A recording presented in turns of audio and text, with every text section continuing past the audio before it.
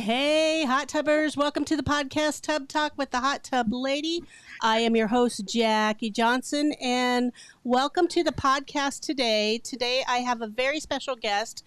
Those of you who watch on YouTube or Instagram or Facebook or anywhere else, we have Matt from Swim University, and I didn't even attempt the last name, so. That's perfectly fine. I try not to either. So, Matt, welcome. And let's start off. Why don't you just tell us a little bit about yourself, your website, the business that you have built? Sure. So yeah, my name is Matt Giovanisci. Doesn't matter, but that's it. And I run a company called swimuniversity.com. And I've started it in 2006. And our main primary goal is to teach homeowners how to take care of their pool and hot tub. Anything that I've ever seen you put out and anything that you've ever done is right in line with what I agree with. So we were talking, we've had a lot of the same training over the years, and it just makes a difference. And so I trust what you have to say. So Matt is a good place for you guys to go if you are learning or if you are new to the hot tub world. Matt has a ton of really great information on your website. Let's talk about that for a second. University.com, correct? Yep. And just tell us a little bit about it. What would people find if they went there?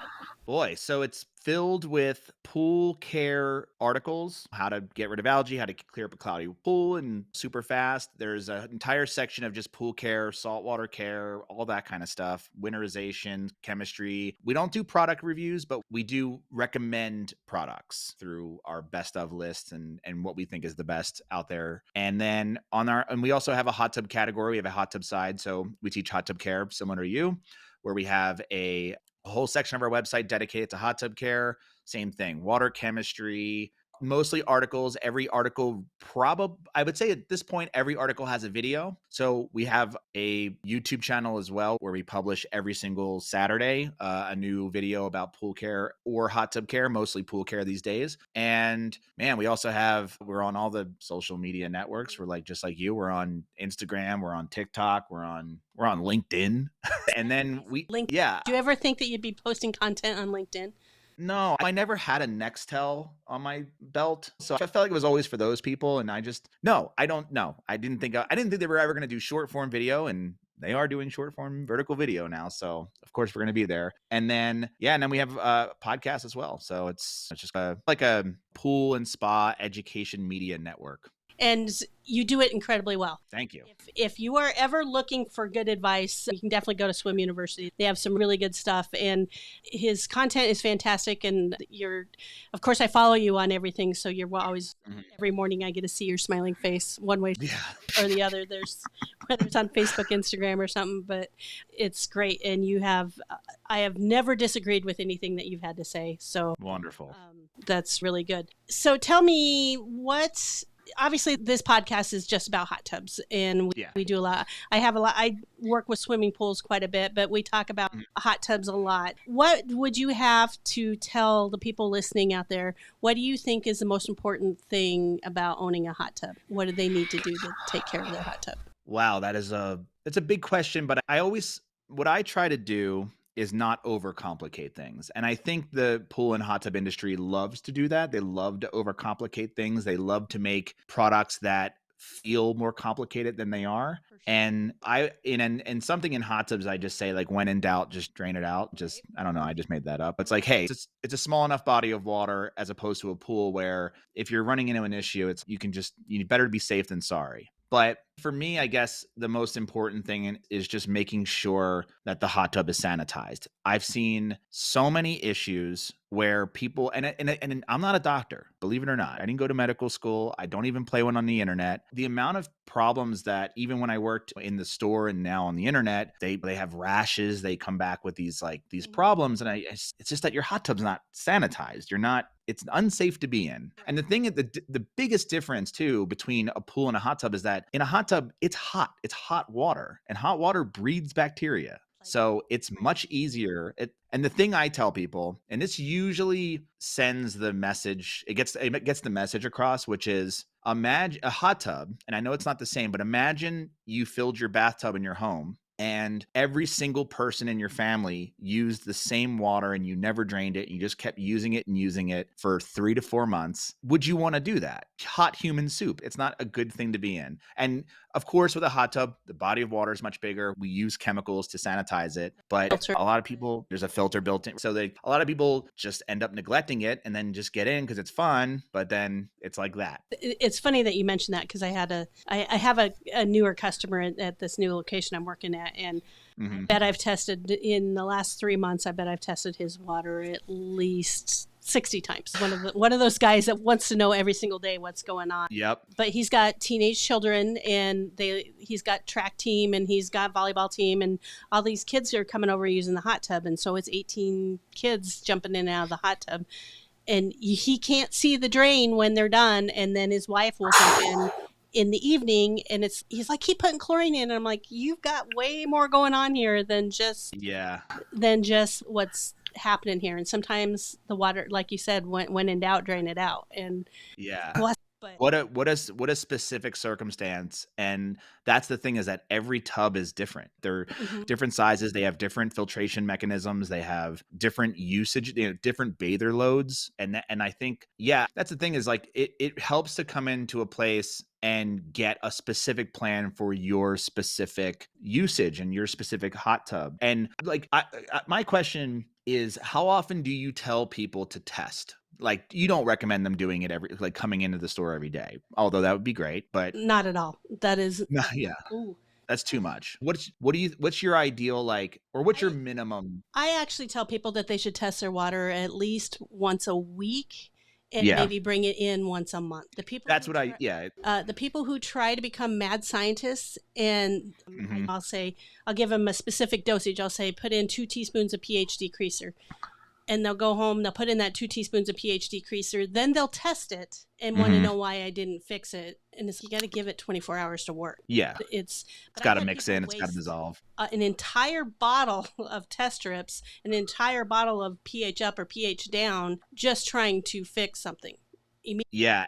And a lot of times with certain chemicals, if you over adding it, but this is really with all chemicals, if you over add it and because you're trying to do something fast, you end up just screwing it up and just spending and wasting more money than you would have normally. Correct. Because we have a pond and it's not the same. It doesn't have a traditional filter. It's the same size as a hot tub. It's not as hot, but it's a much more balanced ecosystem, and I can't just go and add a ton of like algicide or a ton of, can't add chlorine at all because it would kill all the wildlife. But there's like little things, and it's like, just, there's a patience to it a little bit, right? Because it has to work. You have to give it time. And I know the frustration of, but I don't want it clear now because I want to get in it now. But and though you call them mad scientists, I call them backyard chemists. Okay, that's probably a more realistic goal of it. Although I mean it to mean don't be that, because backyard chemist does sound cool. It sounds like a band, but I don't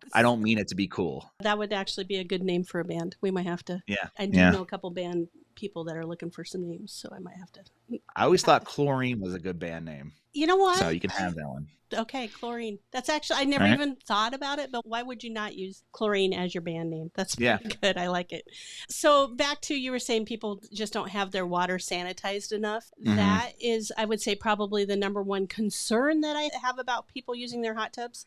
And I've been in the industry forever, and I'm sure I've seen a lot of the same things that you have. I've been to a lot of homes and seen water, and some of the stuff that I've seen people soak in a hot tub is just absolutely insane. Whereas swimming pool, it takes a lot more to mess a pool up. Yep. But people are so specific about their swimming pool. They need that water to be crystal clear at all times, but they don't care that their hot tub water is foamy or green or just bad. And that just, you need to test it before you get in if that's going to be the type of water you want to soak in. Yeah, and it's, imagine all the people that just go into hotel hot tubs with not a care in the world. I'm like, oh, I know too much though. That's another problem. That problem. Hotel hot tubs, there's definitely a lot going on in a hotel hot tub. I definitely have if I can smell it and know what's going on, so that's where I'm at in the world. If I can smell it. Yeah, if you can smell chlorine, that's not a good thing. That's not a good thing. And I used to take little sips. I'm like, oh, the pH is off. You could tell. You tell You by know, taste. it's a little acidic. Yeah, I'm a home brewer, so that's my hobby, and so yeah, it's all water chemistry is like the most important thing in beer, and Right. so it just happens to also be the thing that I do for a living. So it's like water chemistry is just surrounding my life. Like once you figure it out, though, it's a piece of cake. And it yeah, and again, even the brewing industry loves to overcomplicate water chemistry, and it's Right. very intimidating for a lot of new brewers, but it's not. And I wonder if it's because I'm in the industry and it was like I took to it very easily. Right. But yeah, you should see the density of the brewing water books that are, and you could do that. That's the one of the things that we tried to answer on the website was like getting through the forums and the saturated knowledge that's out there where people, and again, these are the backyard chemists where they just overcomplicate this, and it does make it intimidating and it does make it scary, which is our channel on YouTube. Like one of the first videos that I did was like just the idea of taking the scary out of it, because it is like it can be intimidating when you start throwing stuff out there, even pH. And I know you said what's the most important thing, and I would say that when I talk to customers, it's not sanitation, that's not their main concern. It's they have trouble balancing. Correct. And I'm like, Mm-hmm. but that's the easy part.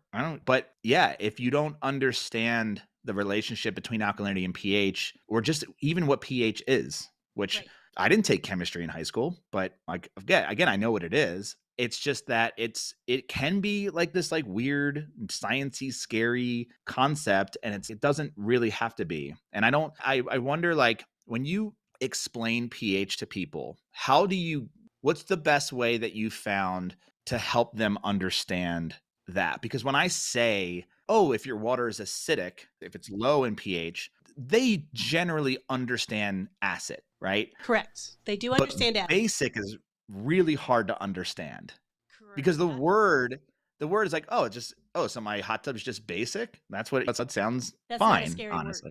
Yeah, It's not a basic scary is not a word. scary. It's not a scary word. I have a tendency to say where it's basic or it's high in pH, that it's scale forming, and it's going to cause a lot of scale, and it's really hard on your equipment and it's really hard on you. That's typically how I describe it if you've got high pH. And then I always end up bringing it back to alkalinity, because if you have high pH or acidic pH, where's your alkalinity at? Because if your alkalinity is not in line, the rest of it doesn't matter. So it's the buffer for everything else, and that's where that has helped me, is that you got to start with alkalinity, get that in line, and then once that's in line, let's get your pH where it needs to be. But yeah, there's one of the things that I've sort of prided myself on over the years is trying to look at water chemistry, because I think it's difficult for people to understand, and trying to relate that in things in their world that make sense. And when you say scale, the thing that I always try to point to, even though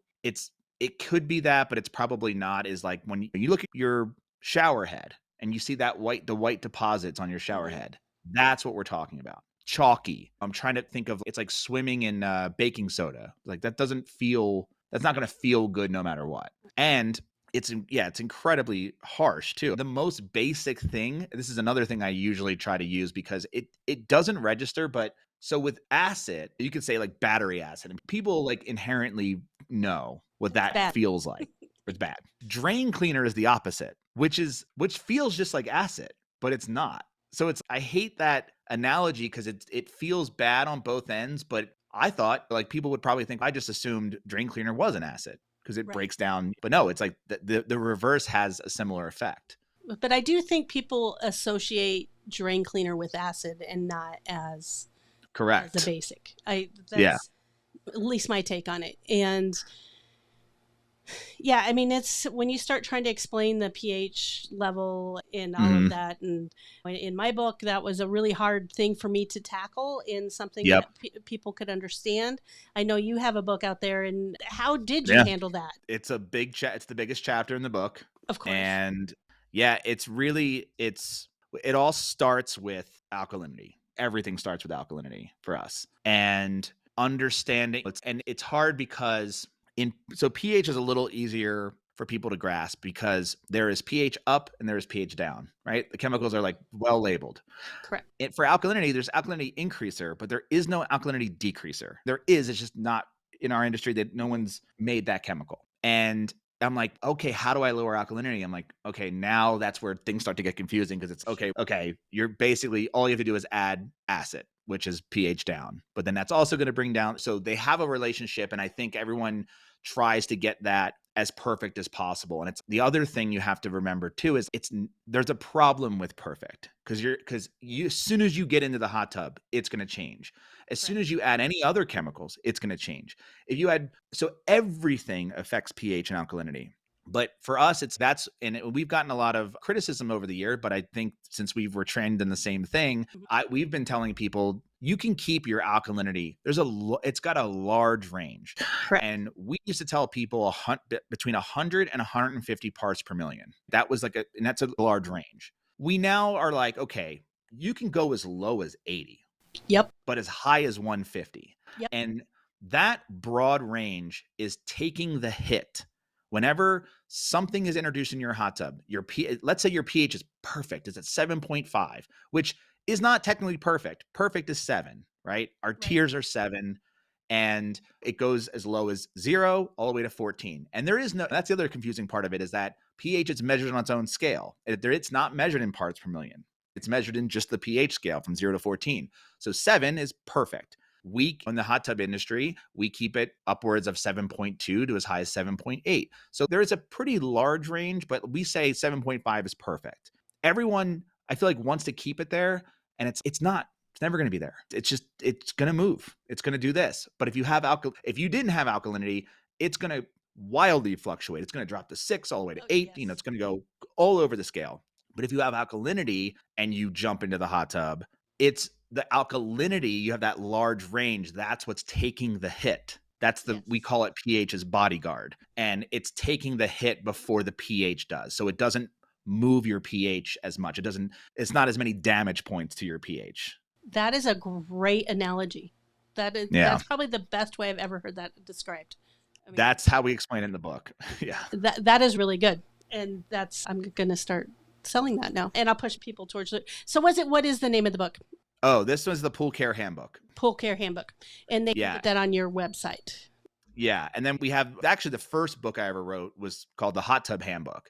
And it's now on its 3rd edition, I think, because I wrote that back in 2012. Okay. It started out as a 55-page fully illustrated book, and now it's a 155-page fully illustrated book. But it's only available digitally. It's not available in physical form like the Pool Care one is. I will tell you, most of my books are bought digital.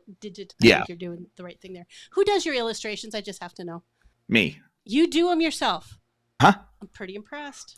I designed this entire book. That is fantastic. My wife wrote it, and I designed it. That is fantastic. So I wrote this is the 2nd edition of the book. The 1st edition was only digital, and I wrote and edited and designed it. And then for the second round, my wife has a background, so she works with us, and my wife has a background in curriculum design. So she was much better at organizing the content than I was. And so, yeah. And I've been through the book, and it's very well organized, and it's easy. I love how you have the chapters, the pages on the chapters, and anybody who's looking for how to take care of a swimming pool, it's a great book. I think it's the best thing we've ever made, for sure. Yeah, no, it's gotta be doing well for you. At least I sure hope it is, because it is. I've got some new hires coming in for the swimming pool season this year, and for the water lab area, and I think I'm just gonna make them read it. That's what a lot of people, they buy our books to train staff. Yep. And a lot of them will also buy our courses to train staff. Mm-hmm. It's not technically meant for pool and hot tub companies. No, but it does work. You have to train the staff just like you would train a customer, and you need your staff to talk to a customer like the way that they need to be trained. So you want them to learn that way. And a lot of times, especially when people first get into the industry, they don't own the product. And the fastest way to learn it is for you to actually own the product and have to go through the stuff. But if you don't, and this is a good way to do it. And if anybody's looking for more knowledge, your courses are fantastic. So thank you. I got the swimming pool course years ago. Yeah, it's been years ago. Yeah. So it's been around.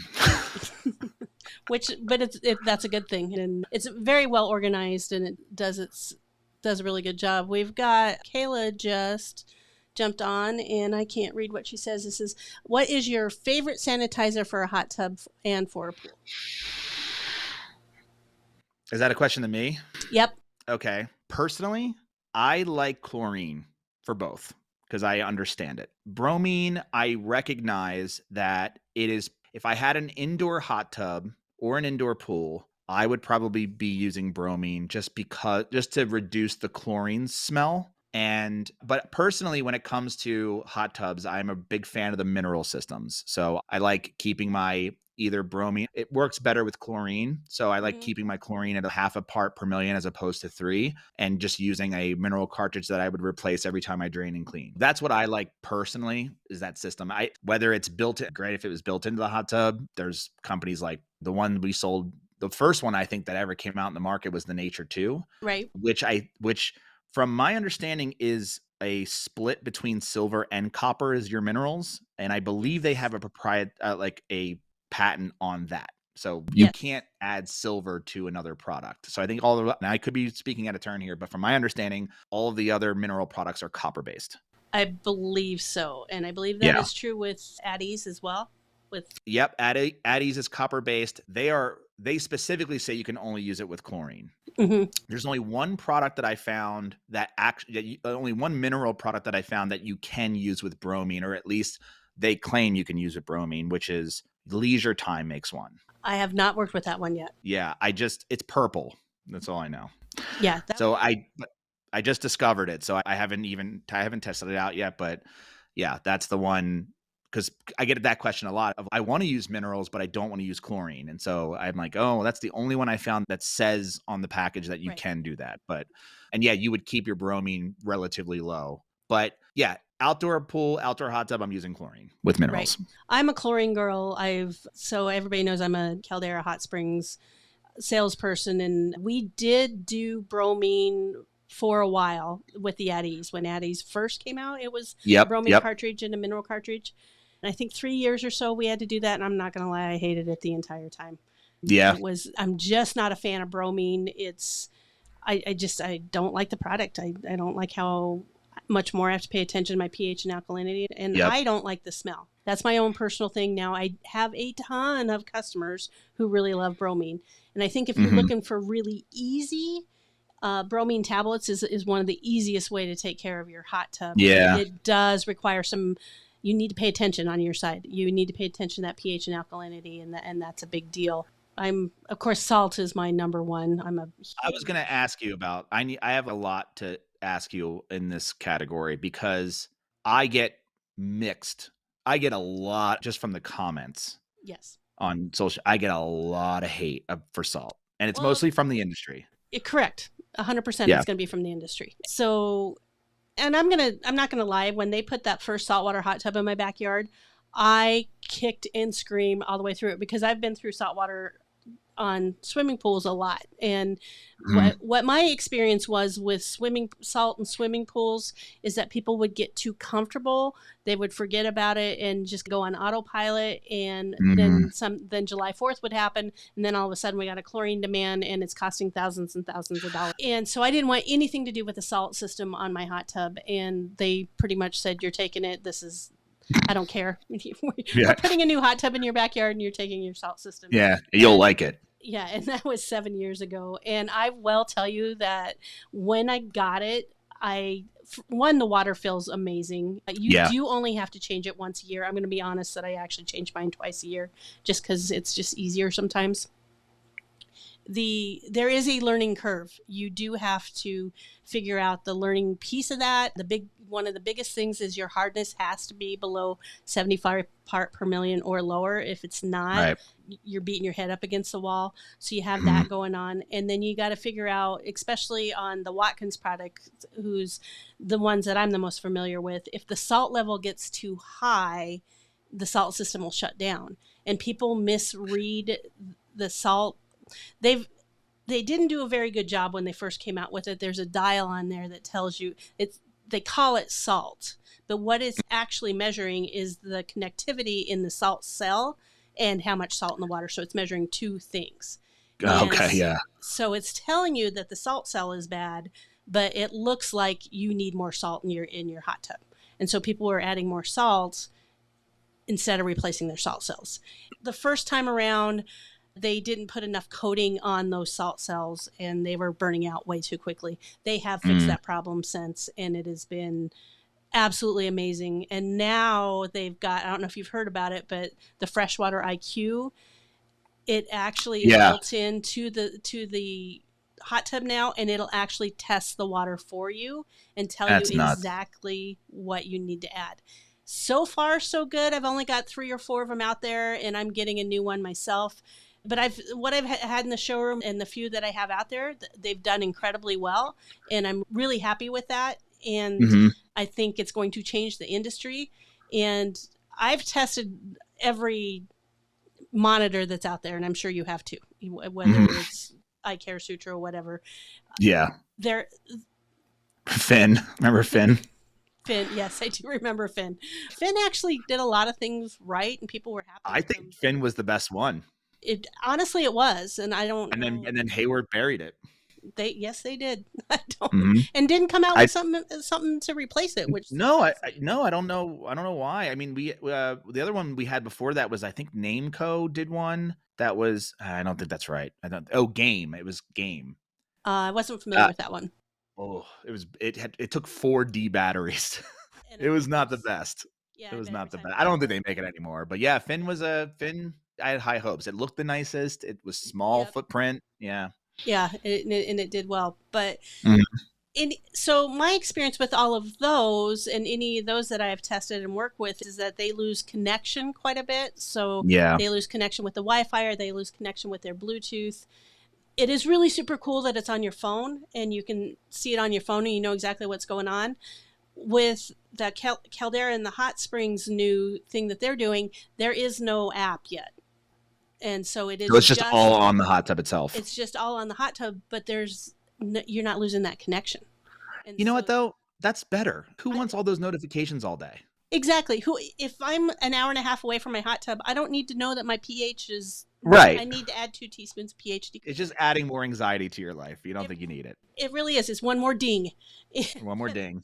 That I just don't need. So I'm super excited for it. And at first I was upset that you couldn't control it from your phone. But the more I think about it, because when are you going to do it? You're going to be looking at the hot tub anyway when you need to know how much chlorine it needs to add or how much more salt it needs to have.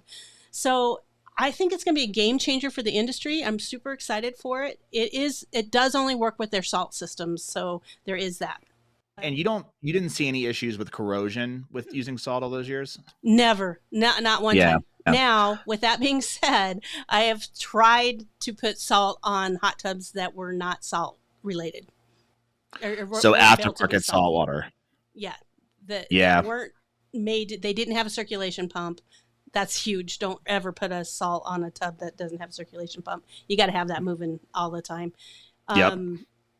I do take that back. There was some issues with speakers. That was an issue, and there were some jets there for a little bit that were having some corrosion. Just the collars, just the beauty collars. That was the issue a while back too. And I don't know if I'm sure they have fixed this problem since, but products like Soft Swim and Aqua Spa and all those like peroxide or berguinine based sanitizers, which I do not recommend, but they were corroding a lot of the hot tub parts. And then hot tub companies, manufacturers were like, please don't use this. I don't know if that's changed because I'm not on the hot tub selling side of things, but I'm sure it has. Yeah, so if it, other than the Watkins saltwater ready tubs, even Watkins will say, if it's not saltwater ready, do not put salt on it. Then don't use it. So you wouldn't recommend people put aftermarket saltwater systems in their hot tub if they don't have... Yeah, I haven't seen it work yet. Yeah. I've tried it a couple times. We've done it a few times on used tubs because anytime I post a hot tub on Marketplace, the first question every single time, is it salt? Is it salt? Is it That's so crazy. And we're seeing it too, just from the amount of people that have questions about salt or the amount of people who think it's the other interesting part about salt, which is people think it's special, and it is, but it is just chlorine. It is just hypochlorous acid. So it's just the same stuff. It is just chlorine. The water is softer. Because you have to make it softer. You're swimming in pasta water. Yeah, so nice and soft. Yeah, so the water has to be softer, and you can't just make your chlorine water that soft, because then again now you're corroding you're eating the hot tub. You've got the salt in there to offset that, and so that works really well. And then you don't have to add as much chlorine, but if it gets away from you, you can still add chlorine. Yeah, it's still a chlorine hot tub. It's still a chlorine hot tub, and I am shocked with the amount of people who come in to the showroom when I'm on the sales floor who think that a saltwater hot tub is like an Epsom salt bath, that you're going to get health benefits from it. And yeah, the water's softer, but it's not an Epsom salt bath. It's not magnesium. It's not going to do what, and I just hate breaking people's heart when you have to tell them that it's not what you think it is. Salt's amazing, and I absolutely love it. And I think everybody should have a saltwater hot tub, but there are definitely a lot of misconceptions out there of what saltwater is. Yeah. Why is the industry so upset about it? Certain parts, obviously. Yeah, because they don't have the technology to do it, and some of the stuff that Watkins has done is patented. And I see. They're expensive. It's expensive to build a saltwater hot tub. It is. Yeah. They have to do some things, and they don't want to do it. They don't want to add the extra equipment and the extra stuff to make it, and they don't want to warranty it. Yeah, if that makes sense. And it does make sense. If my experience in the whole industry, and I've sold them all, is none of the manufacturers really want to warranty anything. They will. Yeah, sure. They will, do. But if they could figure out how to not warranty it, that would solve everything. And unfortunately, somebody along the way at the very beginning put these massive warranties out, and now that's the only way people will buy hot tubs is so. Yeah. But I do think that's how the dealer base is staying in business, because just like everything else, everything's moving to the web, and as soon as they start cutting those warranties down to nothing, then it's going to keep pushing it that way. And yeah, people still wet test, right? Oh yeah, definitely. They still wet test. It's not like it was though. I remember 15 years ago, everybody wet tests, and now you get 3 or 4 in a month maybe. But yeah, it was like a party in our showroom. It was. There's always people in there. It was, yeah. And we have a room where we can shut the door and that type of thing, but people don't do it as much as they used to. But I do offer it to every single person I'm talking to. Yeah. So. But, all right, Kayla's on here, and she says, I haven't read this, Kayla, so I hope this is good. I have seen ads for a hotel saying that there are saline pools. Do you think saltwater is grown that quickly that there already needs a new spin on the business, or to be able to capitalize over another? You mean like just using the word saline instead of salt? Yes. Interesting. I think people really like salt. I think regular non-industry people love it. It is a selling point, I think. Yes, for sure. If you I know not hotels, but gymnasiums that have pools will put it in their marketing language. Hey, we have a saltwater pool. Right. So it's healthy. So people use it because people just think Epsom salt. And I think that's people hear the word salt water and they assume that it's just good for you. And yeah, it's ocean salt water. Yeah. Even though we just did a video on this, which is like the ocean is 35,000 parts per million of salt. Right. Which is insane. And then I guess the question we get to is, if I'm worried about switching to salt because I'm worried it's going to taste like salt. And I'm like, it's not.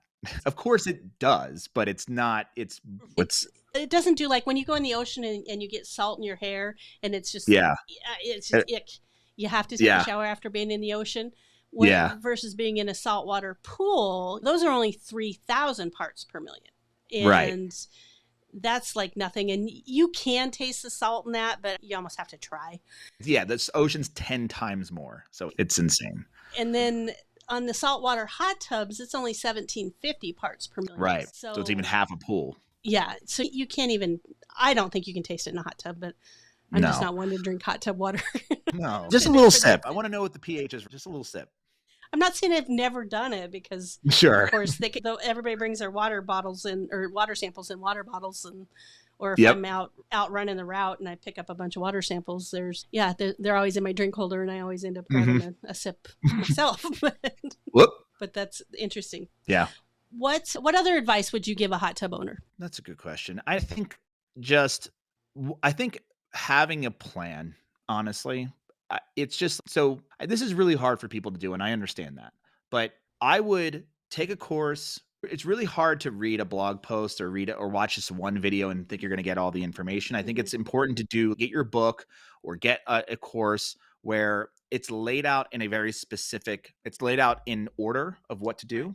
And then sit down and write out your weekly plan. Write what it is you're going to do and pick a day. I like picking Sundays of every Sunday night or every Sunday afternoon. Maybe you haven't, maybe in this case, a little notification on your calendar is helpful to be like, hey, it's time to do your hot tub maintenance steps, which it's like test the water, adjust any chemicals that need to be adjusted, make sure that you let the filter run with the cover off, make sure you turn the air, there's like whatever it is, put that, because again, it's going to be different for everybody, but put that into some sort of checklist where every day, every week is just at minimum once a week, you just perform those maintenance tasks. And I feel like for a lot of home care stuff, if you just had that little cheat sheet or had a little thing that popped up on your phone, it's, hey, it's Sunday, it's time to do your hot tub maintenance, or it's time to do your pool maintenance, or like I have 2 ponds, it's time to do pond maintenance. It's like all of these things. And it's just, but it's not just enough to be like, okay, it's time to go do maintenance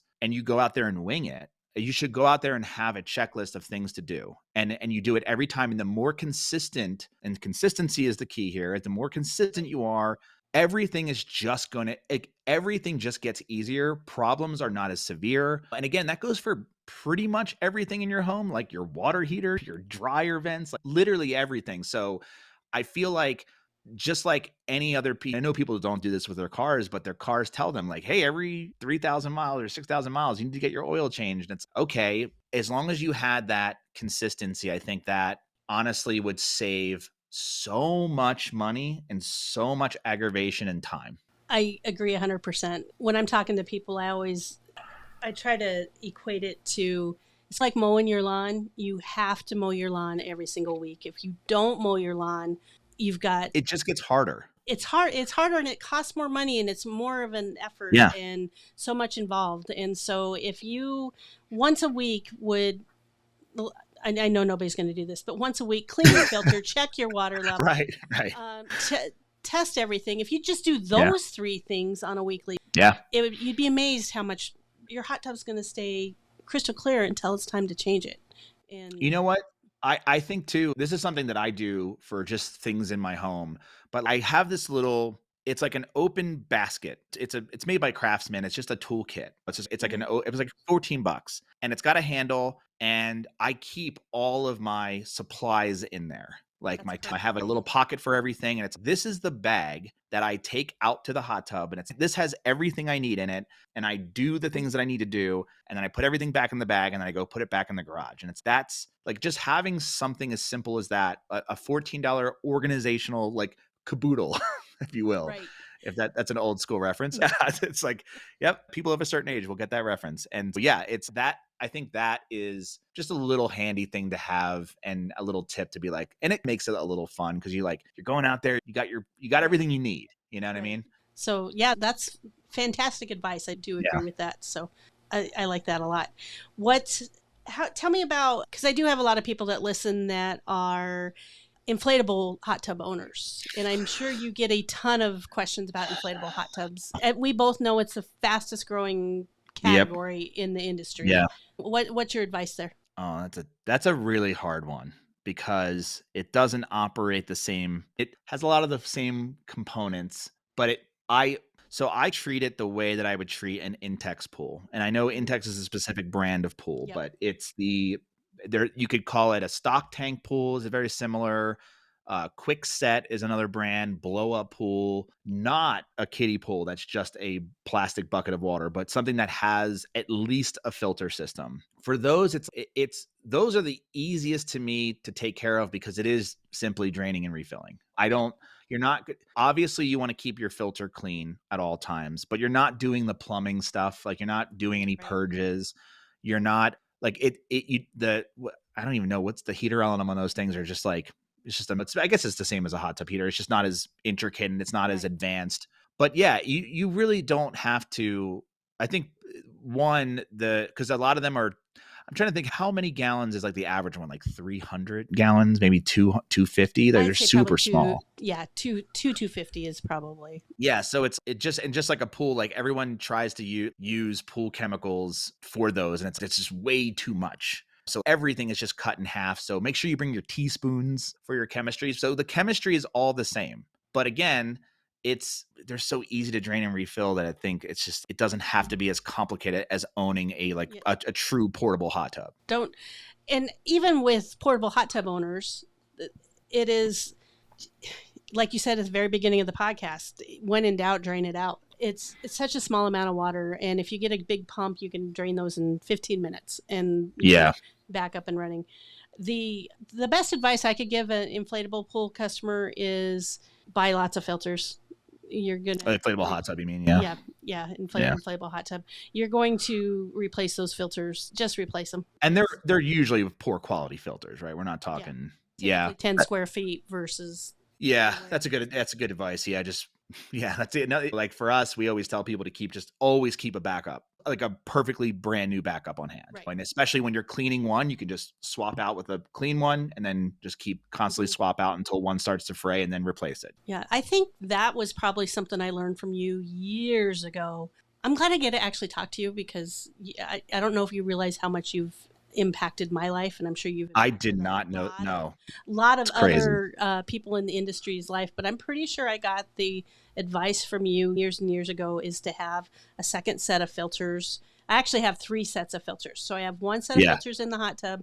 I have one set of filters I just leave soaking in the filter cleaner. I'll actually leave it for a month. I don't know if I got that from you, but that's what I do. And I have a third set in the garage dried, ready to go. And I just rotate those all once a month. And I usually get 3 to 4 years out of those filters if I do it that way.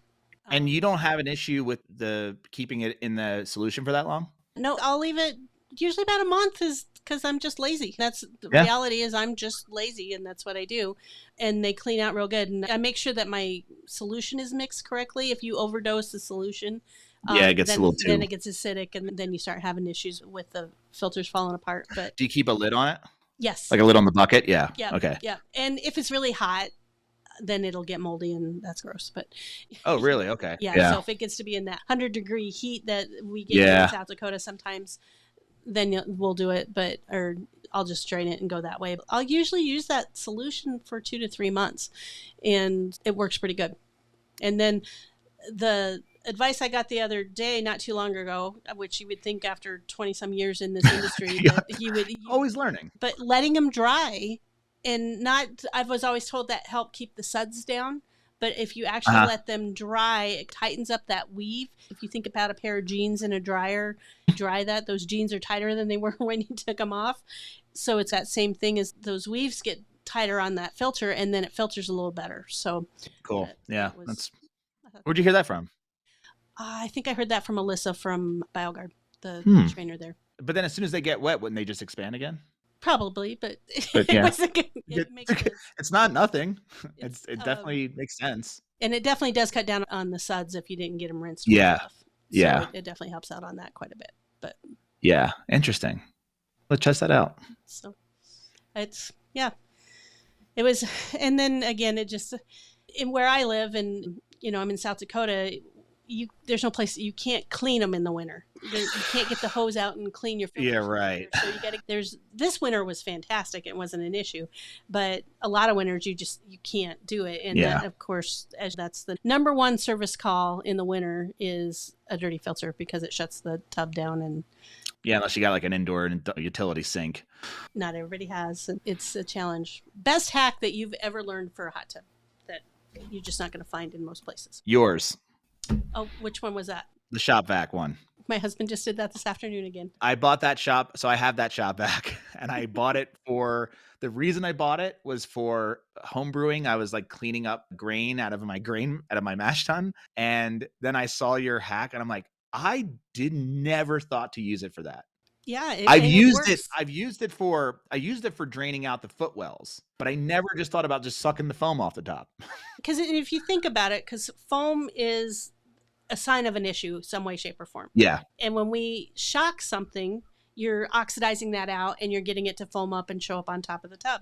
And if you physically remove that, that's one less thing the chemicals have to work on. So yeah. It's literally the fastest way to get rid of foam. It works pretty well. So that, or if a leaf blower actually works faster, even if you take a leaf blower to it and just blow the foam off. If you're outside. Yes. Yeah.